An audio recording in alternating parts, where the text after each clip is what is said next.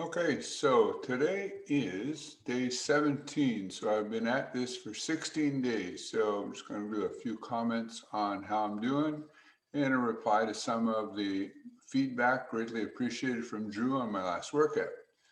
So the last 3 days have not been kind. My weight is down, but my water is down. So basically, I'm at probably close to my very low as far as muscle and lean tissue, and I've actually gained fat in the last 3 days. So I did a good workout, that chest workout. That was my last video. Actually, felt quite sore. Next day, I know soreness is not an indicator necessarily of effectiveness, but the fact that I felt it in the chest during this chest specialization workout said that I actually targeted those muscles, I would think. And let me just bring this up here. So far, the progress is 8.1 pounds down in 16 days. But according to my day-to-day comparison, that only comes down to 1.9 pounds of fat, which is a little over 2 weeks, still not that bad. But it also says that I've lost 4.4 pounds of water, not really concerned about water, but that comes to 6.2 pounds of lean tissue or 3.7 pounds of muscle. Now, if I look at a 5-day comparison to take into account again the variability of the tool, it says I'm down 5.9 pounds. And that includes 2.8 pounds of fat, which based on 16 days is well over a pound of fat a week. So I'm happy with that. But it also says 3.1 of lean pounds down. But then that 2.2 pounds of water will account because that falls into that. So progressing along, I figured this low is going to be temporary, the fluctuating of this, and tomorrow will be my third day. I'll be working out again, doing a hip and glute specialization. So feedback from Drew, first of all, better, slower turnarounds on the dips. Agree. We'll look at that.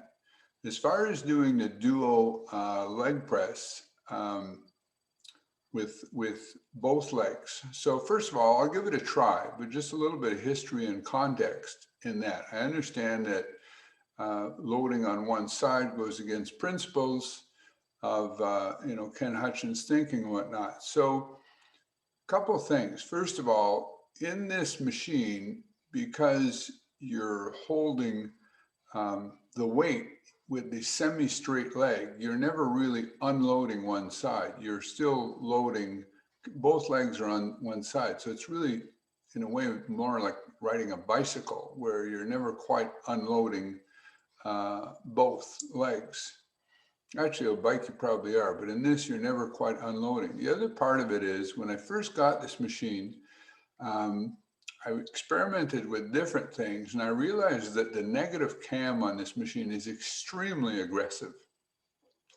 So that if I allow myself to get the weight stack high enough, it exponentially increases the weight on at the end of the rep, which was the idea that Arthur Jones had originally for the duo squat, not the duo leg press, to sort of when you were close to being at lockout is when you were strongest, so he wanted it to be heaviest then. But if you know a little bit of history, one of the reasons that they replaced the seat from the duo squat with the one that's now on the duo leg press is because people felt like their shoulders were being crushed into the shoulder pads at the end. And with this one, if I push it far enough, particularly with both legs or even with one leg, if I push it far enough, that's the feeling that my hips, Drew expressed concern for lower back. Well, this feels like your hips are being crushed into the back of the seat.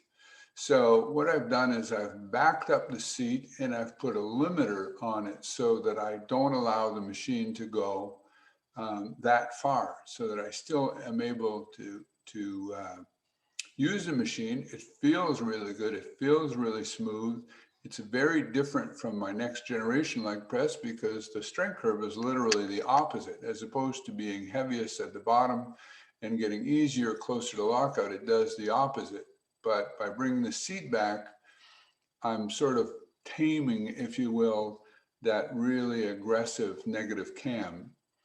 And if you do it with both legs, then your range is severely limited, meaning you're not going nearly as far back. You're almost doing a half rep. And if I bring the seat closer in order to have better range at the bottom part, then I'm going to go into that part of the range that I talked about earlier, where the cam really kicks in and makes it heavy. So I'm going to experiment. I'm going to try it with both legs, maybe with a limited range, and maybe when Drew watches this video, he may have some suggestions.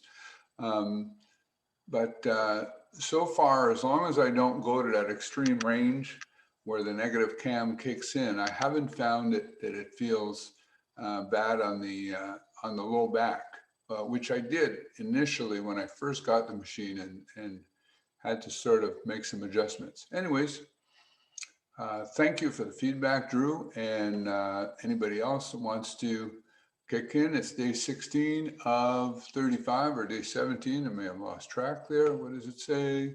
This is day 17. So just about halfway my plan. And my plan is to weigh in on 11th of April and take before and after pictures and new measurements, etc. Bye for now.